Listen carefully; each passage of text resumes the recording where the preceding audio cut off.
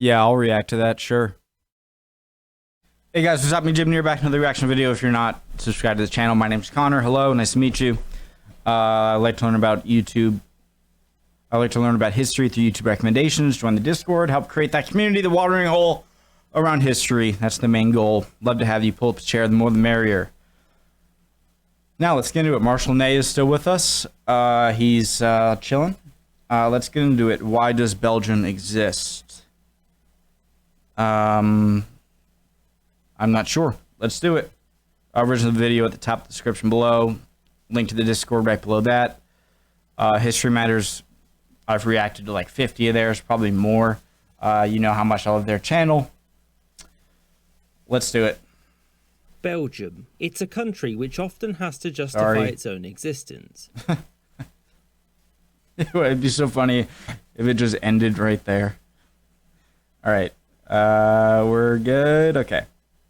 Sandwiched between France, Germany and the Netherlands, its population is divided amongst those who speak, well, French, German and Dutch. Since about 6 seconds after its foundation, other nations have often spoke of dividing Belgium up. So given how often its existence has both been questioned and threatened, there's an Brussels is beautiful, by the way.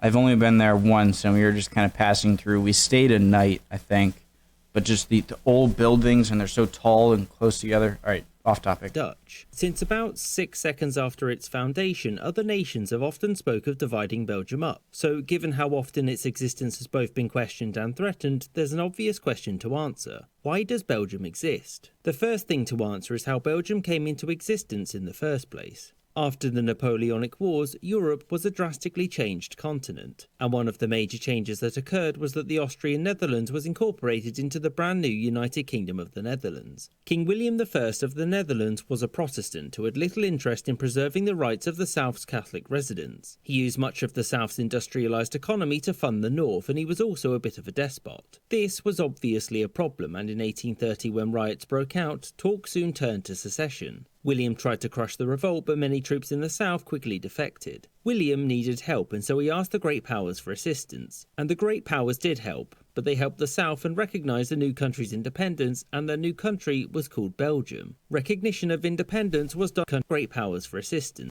Just want to give you guys a heads up, especially if you're new to the channel. Yes, I love creating this channel, making a nice experience for you guys, but I'm not doing that at the expense of me learning. I'm a pretty terrible learner, bad ADD.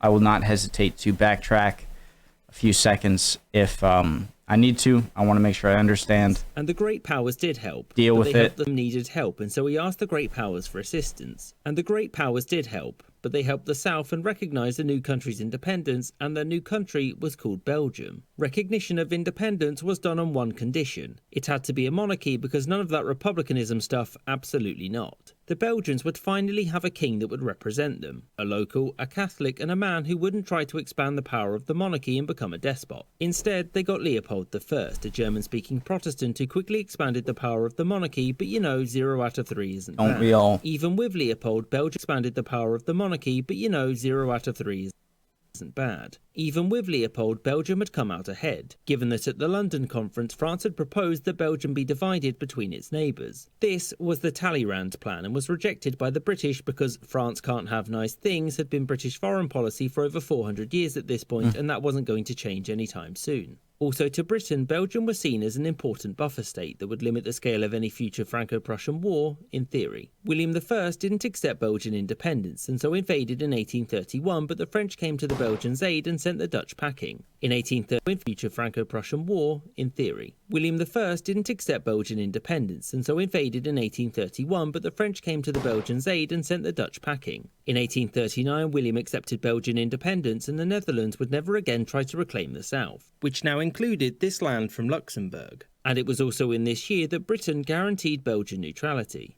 Immediately after Belgium's formation, tensions arose between the Dutch-speaking population in the north, the Flemish, and the French-speaking southerners, the Walloons, whose language was the official language of the state. I was always confused with what Flemish was. Immediately after Belgium's formation, tensions arose between the Dutch-speaking population in the north, the Flemish, and the French-speaking southerners, the Walloons, whose language was the official language of the state. The initial hope was to get northerners over time to speak French, but fun fact, no. Tensions between the two groups would rise, but the threat to dissolve That's got to be a t-shirt for them by now, isn't it? It's got to be. Fun fact? No.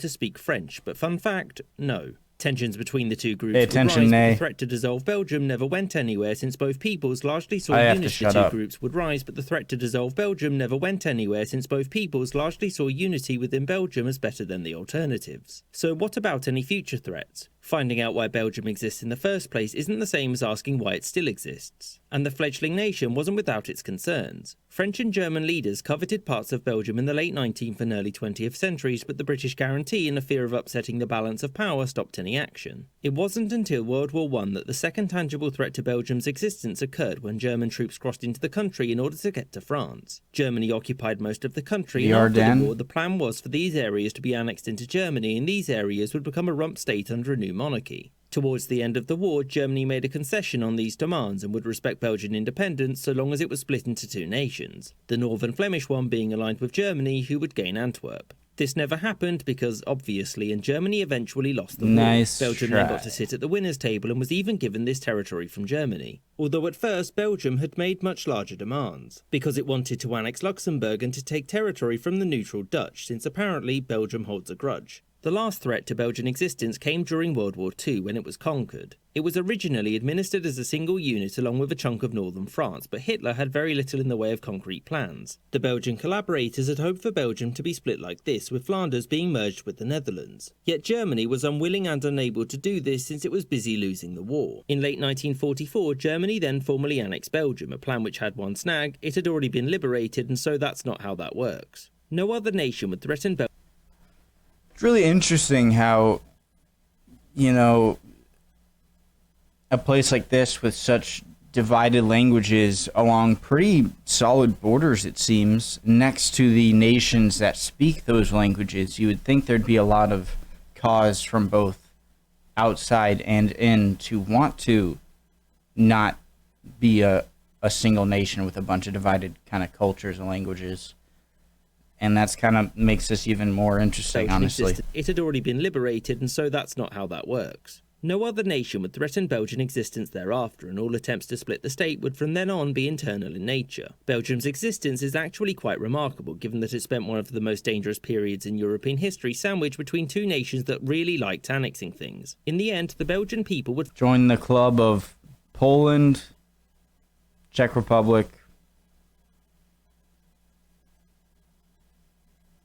Turkey, Bulgaria, Balkans, find union together. All the countries two nations that really caught in between larger ones who have conflicts a lot. Liked annexing things. In the end, the Belgian people would find union together, despite their differences, much more compelling than any of the alternatives, and that is why Belgium exists. That's cool. I hope you enjoyed this. Hey, that's an awesome video as always, but that really explained it well, from the point of view of someone who knew very little about it going in.